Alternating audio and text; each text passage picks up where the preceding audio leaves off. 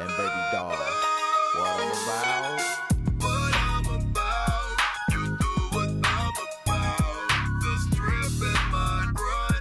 This is winter steelhead fishing in the Pacific Northwest right here, baby.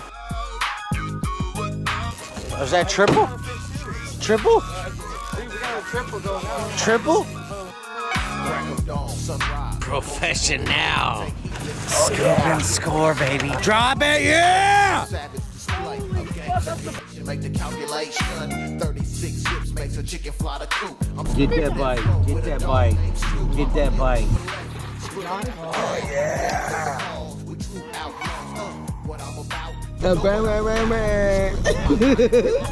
Let's go. Get about the public housing from the rats and the roaches and shiesty approaches.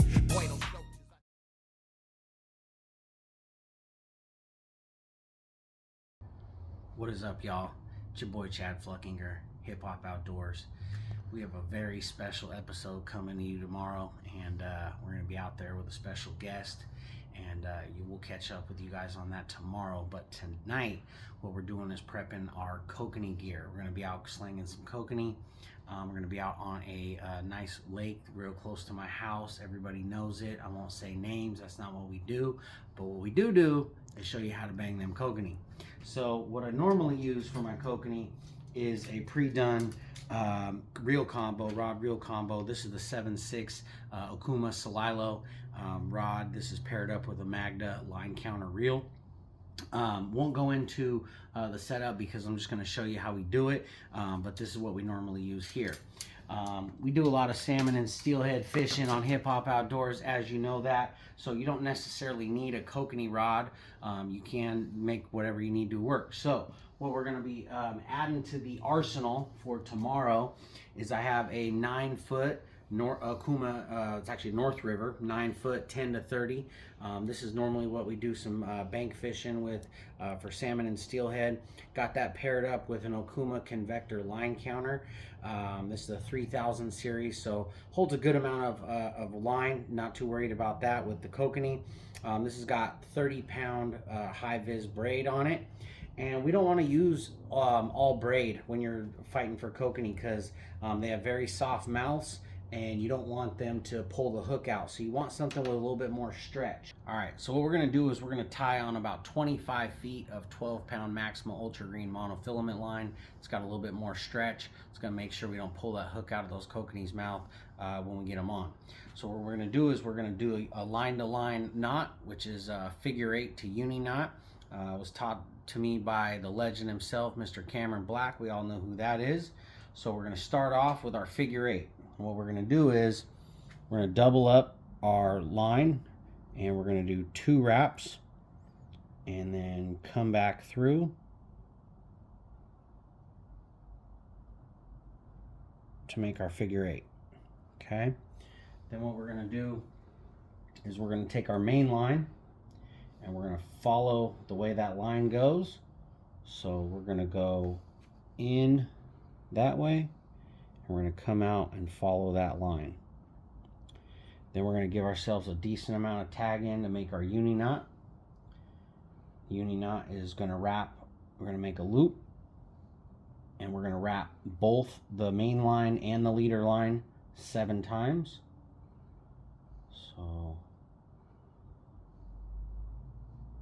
1,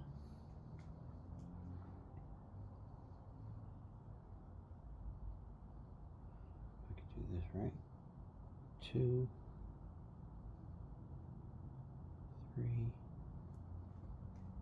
4, 5,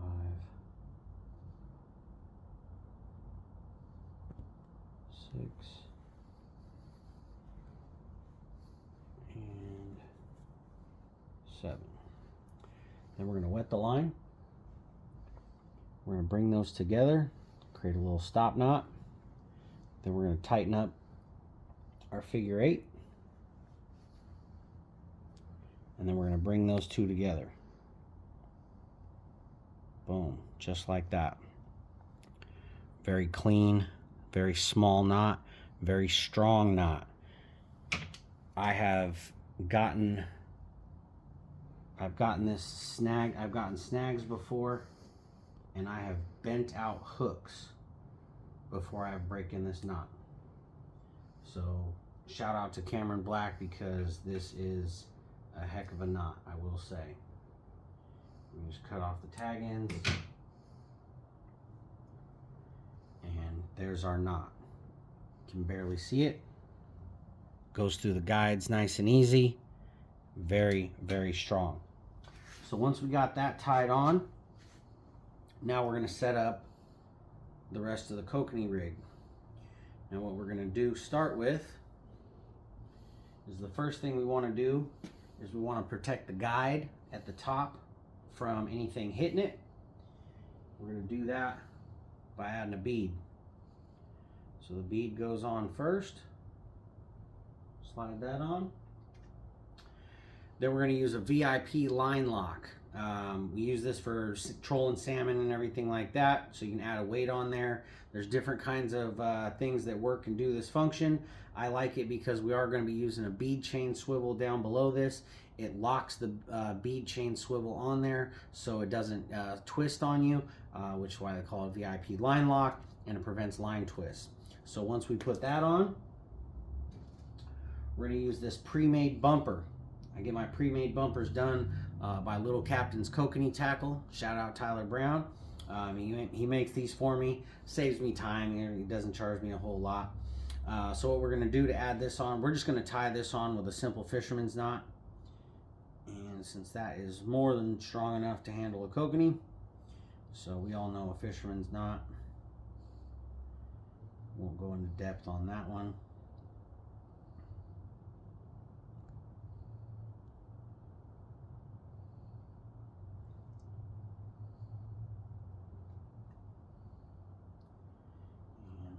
Nice and snug there. Cut off our tag end.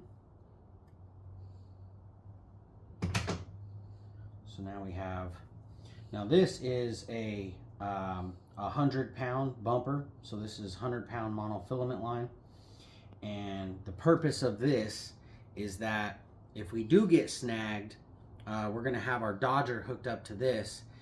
We're going to basically get everything back. We're going to break the leader line, we'll lose our lure, but we're not going to lose our dodger, which is expensive. We're not going to lose our VIP line lock, our whole setup. Basically, we're just going to clip on a new leader line, be back in business. So once we got that done, we're going to clip on our dodger. Again, Little Captain's Kokanee Tackle. Love these dodgers. These are a 3.5 inch dodger. And he did the new, it's called Wonder Bread, and it's a double-sided with the UV tape on the back side. Have not used the double-sided dodgers yet. Very excited to do that. So going to be their first test out tomorrow. We're going to clip on our dodger, and then it's got a clip down below. So then we just got to hook up our leaders, and this makes it very easy. We can change out when we want. We find something that's working, we can put everything to that. Find something that's not working, we just switch it out nice and easy. So what we're going to do is we're going to do a tried and tested, in case of emergency, break glass. This will always catch fish, which is the pink micro hoochie. So these are lures that are pre-tied by Little Captain's Kokanee Tackle. Again, Mr. Tyler Brown, thank you for that. A little tangle in here, get that undone real quick. All right, so he pre-ties these lures for me. Got a little micro hoochie on there, 2 double hooks tied on with the mooching rig. Now he gives you about 20 inches of leader line, because you can always take off, you can't add, so he gives us enough to where we can put it where we want. Now it's wintertime, going into the wintertime, late fall. It's going to be cold. We want lots of action, so we're going to go with a short leader line so that dodger is whipping around that lure. If I was going summertime, a little bit warmer water, I'd probably go with a little bit longer of a leader. But in the wintertime, I really want that lure working, so I'm going to go with a short leader, probably about 14 inches. Now what we're going to do is we're going to add a barrel swivel to the end of this with a polymer knot. This is 100% my favorite knot. It's pretty much unbreakable. You're going to break the line before you break the knot. So to do that, I'm going to get the length we want, about 14 inches or so. We're going to double up the line, and then we're going to go through the eye of the barrel swivel, and we're going to do like an overhand knot. So we just take it like we were tying our shoes. We take that, we go around, and we create a loop. Now before I tighten it, I'm going to run that barrel swivel back through the loop that I just created. And then I tighten it down. You can wet it, but this knot right here is not going anywhere. Again, you're going to break the line before you break the knot. And cut off our tag end.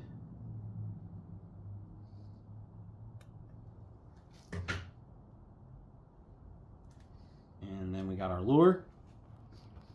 Again, pink micro hoochie mooching rig with the barrel swivel at the top. Then we come to our clip on the bottom of the Dodger. Add that. And there we go. Then the last thing I need to do before I'm fishing is we're just going to add the weight. We're just going to clip on a weight onto our VIP line lock, and then we're fishing. Now again, we're fishing in the winter time. It's cold water, it brings those fish up, and so we're not going to have to go too deep on this. So we're only going to run a 1 ounce weight tomorrow. We're going to get out there, we're going to get the depth finder and the fish finder going. We're going to find out where those fish at are in the water column, and then depending on where that's at is where we're going to set the length of how much line we're going to put out on the line counters. I would imagine the fish are probably going to be somewhere in that 55, 45 foot depth. They might be a little lower than that since it has been getting a little cold, but lower, whereas less off the top of the water. But we'll see when we get out there. As always with kokanee fishing, you want a really good recipe for some corn to put on there. I got some special recipes already at the house, already marinating. It's going to be good to go. Different colors, different ingredients. Got 2 or 3 different mixes there. Put 1 or 2 pieces of corn on there. A couple extra little secrets of the trade that we do along the way that I'm not going to share. But after that, you get them out there. You're going to troll anywhere between 1.1 to 1.3, maybe 1.4. Really just depends on how you want those lures working, how you want them reacting. And then once you get on some fish, we're going to have 4 rods out, different stuff on there. So we got the pink micro hoochie on this one. We got a spinner going on there. But you always want to be set up with different pre-tied lures. So we got cut plugs, we got spin fish, we got spinning glows, we got micro hoochies, micro shrimp, we got galaxy bugs and different krill bugs and different things like that. We already all pre-tied. Have multiples of everything. Worst case scenario, you always go back to your tried and true, the ones that always work for you. But you never know what the fish are going to be hitting on from any given day. So you're going to start off with a good mix of stuff, and then once you find out what they're hitting on, then we move everything over to that. We can catch up to 10 fish on this lake per person. There's going to be 4 of us out there. So we're hoping to get that special guest limited out, get 40 fish. We got rainbow trout in there. We got some Chinook in there that are running through. They're small little jacks, but you know, they're in there. And you know, we're gonna have to fight off the pike minnow and kill as many of those while we're out there and do service to the native fish. And we also got a special trick in mind as well. We're gonna set up one pole to try to hook up with a tiger muskie, because we do have those in this lake. And I'll tell you what, we get lucky enough to get a tiger muskie on camera for you, and that'll be a great day, because that's on my bucket list of fish that I want to catch, and haven't done it yet. Got some follows, but haven't got one to take the lure. So really excited about that. But yeah, that's our kokanee setup. That's what we're going to be doing tomorrow. So have yourself a good one. Catch you out on the lake tomorrow. What up, y'all? It's your boy Chad Fluckinger. Your boy Filet, man. It's going down. Sip up outdoors. Yes, sir. Coming out to you on a gorgeous November morning. We're about to be out here on the lake. Very popular lake. Some of y'all may know it as soon as you see it. And we're about to be out here and bang some kokanee. Bang, bang. Yeah, it's going down. Got a very special guest with us today. We're gonna be talking hip hop. We're gonna be talking fishing. We're gonna be talking life. We're gonna just be out here having fun today. So just stick with us today. Hip Hop Outdoors, Chad Fluckinger, your boy Filet, and a very special Northwest guest. It's going down today, y'all. Legend. He's an absolute legend. We're gonna go out there, show him how we do it out here on Hip Hop Outdoors. We did a little tie-up video for you guys last night, showed you how we set it up. We're gonna get out there, do a little bit more in depth. Gonna show you the depths, gonna show you the speeds, gonna show you what we're looking for on the fish finder to go out there and bang them kokanee, baby. It's official on the Fishy Out. Yes, sir. All right, y'all. Told you we had a special guest for you. The man, the myth, the legend, Mr. Cool Nutz, Portland's own. Happy to have you on. Yeah, thank you for having me. Yes, absolutely. Ready to go out here and hit these kokanee. Oh yeah, man, I'm trying to catch the big one that got away. You know what I'm saying? So if we can catch that one, that's what I'm out here for. Yeah, we're gonna throw a special lure out there and see if we can get him on a real big one. Oh yeah, hold on. We actually renamed it.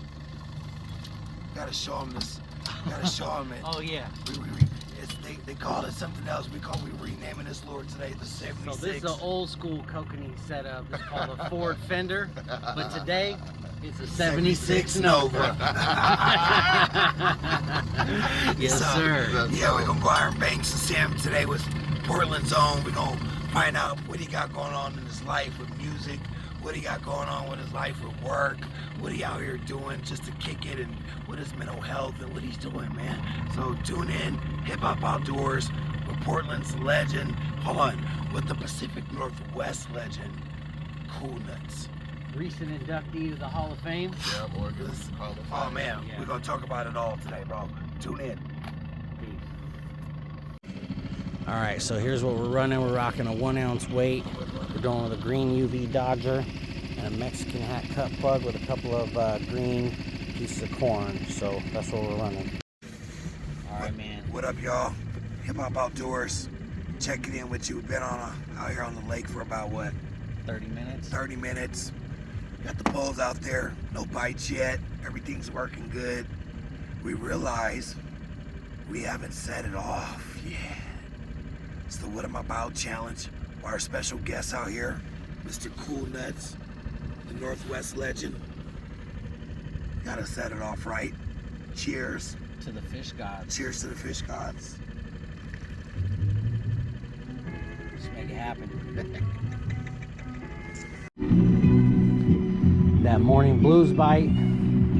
Out here with my guy Cool Nutz. Oh yes, sir. That's right, y'all. Yes, sir. We got Snacklebox in the building. What up? What We up? got Filet. What up? We're about to make this happen. Get that morning blues bite going. Just gotta go find them. Haven't marked anything on the screen yet. Thinking we might move out to the middle of the lake here. But I'm really trying to get something nice on this one, so I was hoping to stay a little closer to the bank, but we're out here for a mission. That's a kokanee mission. That's more just see if we can get lucky. Yours is working. See, I was like boom, boom, boom, boom, boom, boom, boom, boom. This has got 3 little things on there that are going back and forth. And then mine right here, it's just got a slow little boom, boom, boom. This thing's back here just going like this. Yours is like going back and forth because it's got 3 of them. Well, you just do different lures on each one and different. Yeah, and that's the thing. Is, yeah, so that's the thing is we have different kind of lures. Yeah, so we have different kind of lures. So like this is what I got on there was called a cut plug, and this kind of just does this kind of action. Same thing, kind of similar to this spin fish. It just goes down there and spins.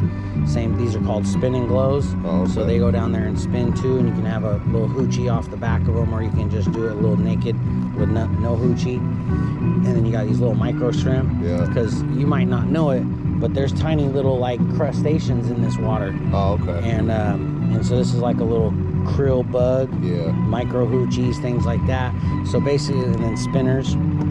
So what we're gonna do is we got a little bit of everything on there right now. So we'll basically just see which one is getting hit. Basically, the first one to catch 2 fish, we're gonna move another rod to that kind of lure. Because then you know it's hidden. Yep. and then you could change out different colors. Like this is a gold one. Yeah. And then you've got a ton of these in here, so we could change out different colors and different patterns and stuff like that. And you really kind of dial in what they're Just to see what works. Yep. Yeah. Because they're finicky, because they'll hit something different from one day to the next. That's crazy how something is like that. Like sometimes the glitter one will work. Sometimes just the yellow one is hitting with the orange one. Yep. Or the extra garlic one, all that. Exactly. So we got different scents and different colors, and we've got all the different variables. You just got to kind of dial in what the variable is. And another variable is speed. Yeah. Like right now we're doing 144. That's more than what we really want to be doing. So I'm gonna slow it down a little bit. So 1-2, 1-3 is really where we want to be at. And although this is a lake, it does have current. So this is the Lewis River. This is the Lewis River, and it is flowing down towards the dam. Yeah. So there is a little current bringing us that way. So we're gonna need less on the motor to go faster going this way. When we come back, we're gonna have to go against the current. We're gonna have to do a little bit more on the motor. But we wanna keep that speed fairly consistent, but that's where you gotta play with it too. If you go through a school of fish at 1-3 and they don't hit anything, go back through it at 1-1 or 1-2 and you might get some action. Kokanee fishermen are the only group of fishermen that will basically give you share information. Yeah, bro. Salmon, steelhead, bass, like, any of that stuff, they don't share nothing. Bro, and they're ruthless. Really? Bro, they're ruthless in the groups, bro. Yeah. Ruthless. I laugh at the comment. I just have to leave the page sometimes. Yeah. They're so ruthless, bro. You go on there and ask a simple question and you just get torn. You get your balls shoved off. Bro. Really? Yeah. Oh, bro, they're ruthless in these groups, bro. You would never think that they're so ruthless in these fishing groups, bro. Grown-ass men fucking... Like, learn your own methods, bro. Yeah, exactly. Find your own spot. Exactly. Don't come in here hijacking. Just because of different things happening. Oh, it looked like something on there. Oh, yeah. That's a fish. That's a fish. And that's fish right there on the screen. Oh, we may start hitting. Yeah. That's fish on the screen right there. That's fish. See, yeah, but Nothing? Might have came off. oh wow, it was definitely something on there. No. Yeah, there was something on there. What? There's a fish on there. There's a fish on there. There's a little too. Bring it in. Is that a pike minnow? Oh, you got your finger? Man down. I got the fish. I just have to hook. You all right? I have to shake that one off. That went deep. You went in there? Yeah. That is a kokanee. That is one right there. Yeah, we just went through a small, that was a pretty small bait of fish right there. So DJ, if you want to throw, no, I got that bucket. If you want to just put a little bit of water in there. So we're gonna bleed out the fish and get all the blood out of it. Oh, okay, yeah. That way the meat tastes you better. Cut the gills and all Yeah, that. we're gonna cut the gills out of it. And while we're doing this, I've actually seen some muskie-like fish about 50 feet. So I'm gonna run this down to about 75. Oh, we're going through another ball of fish right now too. Get your popcorn ready.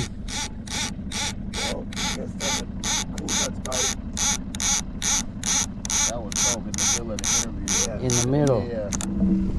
We're going through another bait of them right now. Right there on the screen. They're pretty low too.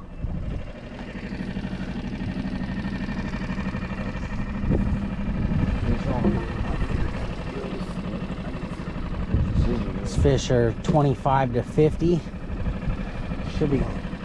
Those were monumental, memorable times, and but it was times we shared like as family, bro. You know? Absolutely, and we Yeah. can. I think that's why we relate to the music, why we gravitate toward the music, Yeah. why it's such a good representation of, the culture and the community that we were a part of, Yeah. because you kept it just family. And Yeah, I think yeah. that's one of the most endearing parts, most of, like what you said, people gravitate to that because where we come from, that's really all you got. Yeah, You know what I mean? Yeah. There's not a whole lot of upper class or following hobbies or having outside activities. You know, it's all about the culture that you're provided and that you're living in.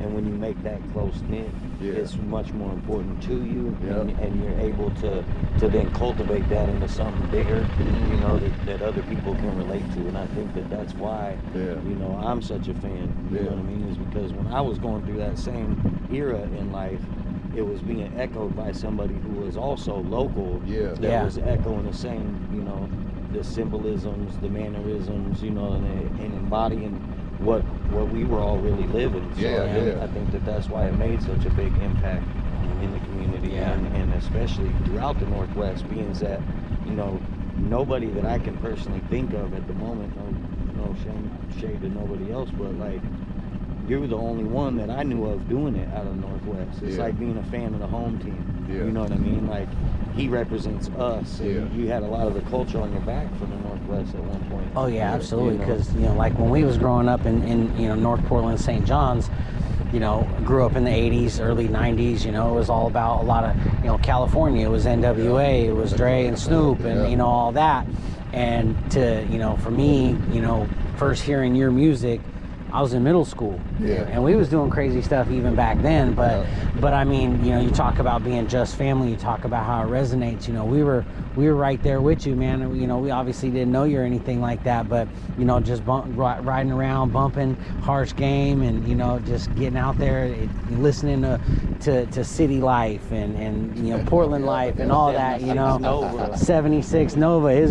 Our grandma had a 76 Nova, and you know, our buddy John bought it from grandma and rolling around, literally listening to 76 Nova while driving a 76 Nova. And people, but you know, even with that song, like, man, people don't realize, like, it's so much of a story to that song, because my bro Jason Eli, you know, we hustled together, and he bought that Nova,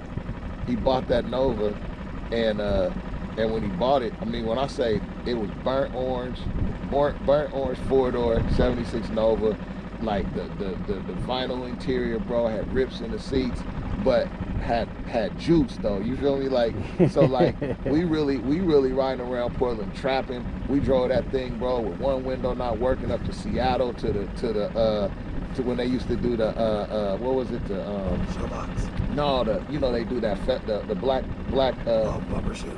No, when they used to do it in the CD, it was it was like damn near like Juneteenth or something. I forget what they called it, but we drove that up there, we drove the Nova up there, and all type of stuff. But like that song, everything I'm talking about in that song is real. You feel me? Like, and it encompasses how we was really living in Portland, and people had to understand that everything from the gang task to, you know, I let my one partner drive it one day to the after hours, bro. They end up having it was a shootout at the after hours.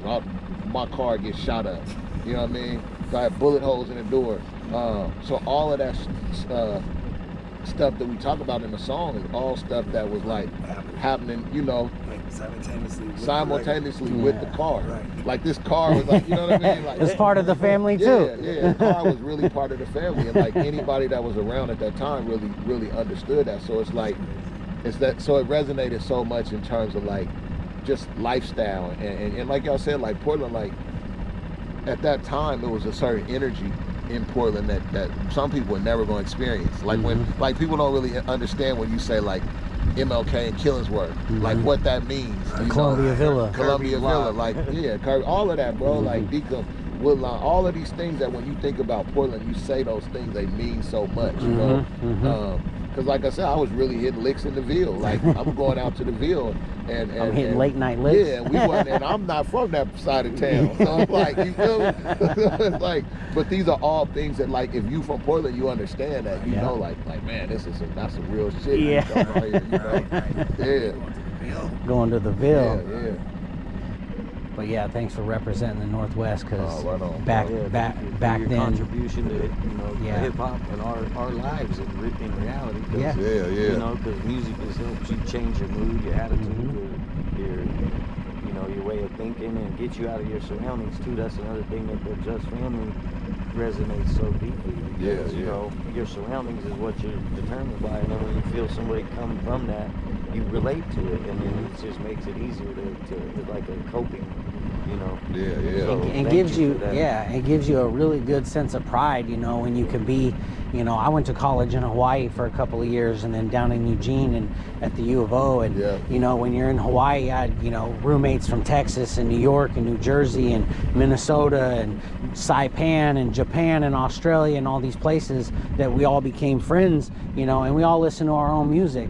And, you know, it's like, this is my music. This is from where I'm from, you know, and be bumping it, you know, in college and stuff. And people be like, wow, I ain't never heard this before. And they feel it. You're like, see, I told you were going to feel this, you know. So you get that sense of pride when you're like, you know, it's that Portland life, you know. It's just like, you know, yeah, that's where I'm from. So, you know, thank you again for doing that, because, you know, we didn't have anything like it. We didn't. It's so many times, though, that like even with the circulation of the music on a bigger level, that like stories like that where I would have people come back, or I could be out of town and run into somebody and they'd be like, man, I went to school in Louisiana with this dude from Portland, bro, and he put your music on and turned people on to your music. Or people in New York, like, yeah, bro, like, where it's like, man, I was in school in New York. I had cats come back and be like, man, I turned on my whole dorm, bro, to your shit, had them going to Tower Records, buy your CDs in Times Square. And I was like, how crazy. Straight up, same thing. Yeah, straight up. We had parties bumping to your shit in college and shit, you know, people that would have never even heard of it. You know, so it's definitely a sense of pride, and it's cuts. I mean, you can't deny it. It's definitely cuts. It's good music, and you know, when you hear it, it doesn't matter where you're from. You hear good music, you're gonna respect it. Yeah, for sure.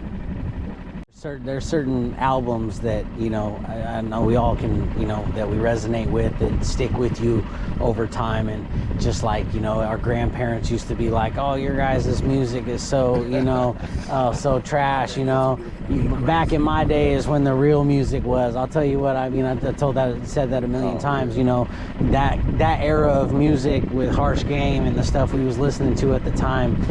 To me, that's real music. That's what music resonates with me, and with us and the people that we grew up with. And you know, you hear rap these days and all this mumble rap and, you know, all this speed rapping and all this other shit, and it's like no substance. No reality, yeah, and it just that's back when music was music.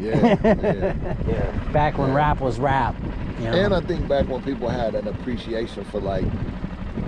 It wasn't so microwave. Like, I remember, you know, we get out of school on a Tuesday, catch the bus down to 2nd Avenue Records, and go buy 2-3 new records and be on the bus looking at the credits, you know, whether it was CDs or cassettes, and stuff like that. It was like an experience.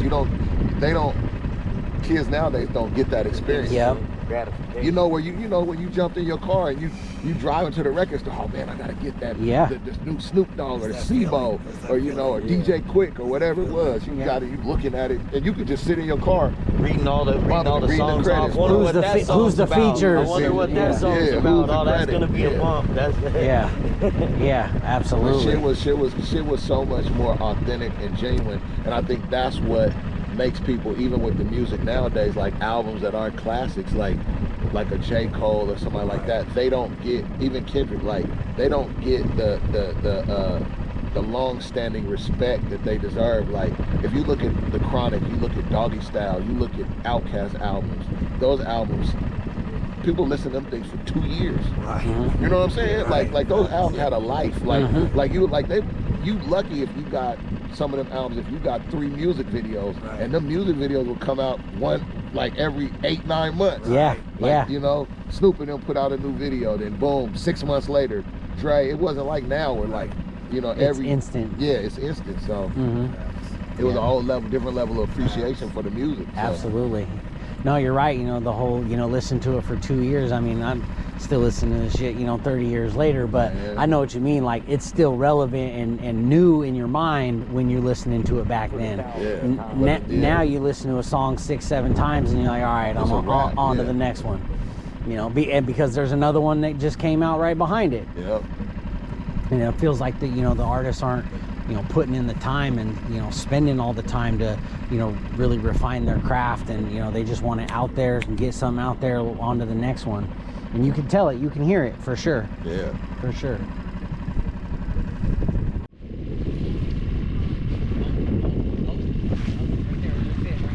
Nutz on yours. 76 Nova. 76 Nova going off. Yeah, just go ahead and reel in it. Just keep reeling, just like consistent reel.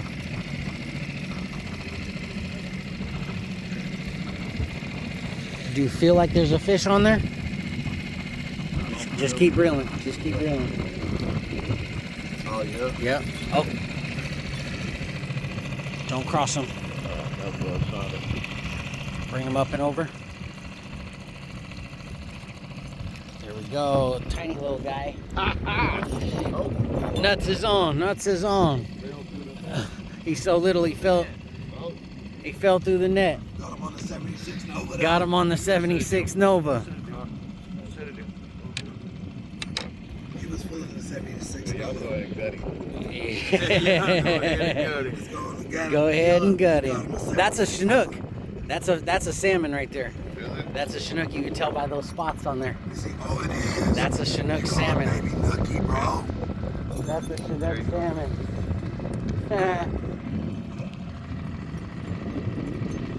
Oh yeah, bro. You got a baby Nucky, bro. You gotta throw him back? No, you can keep it. Hey, look at those spots. Oh, You got a baby Nucky, bro. got a salmon on Hey, Rock, will you reel up your pole, please? On your side.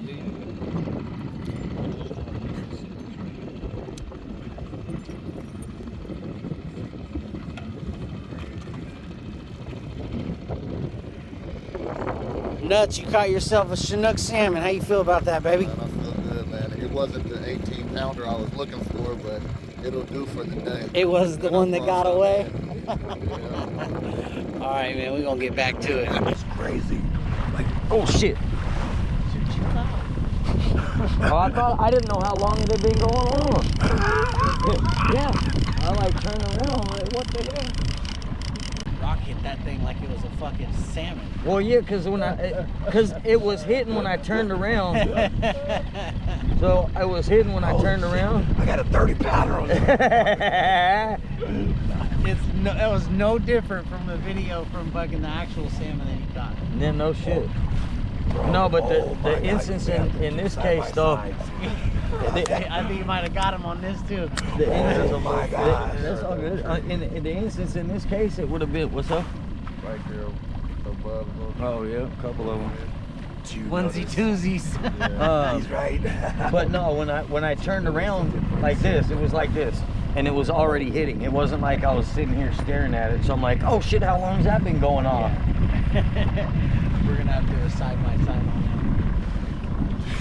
It's crazy. Like, Oh shit. that.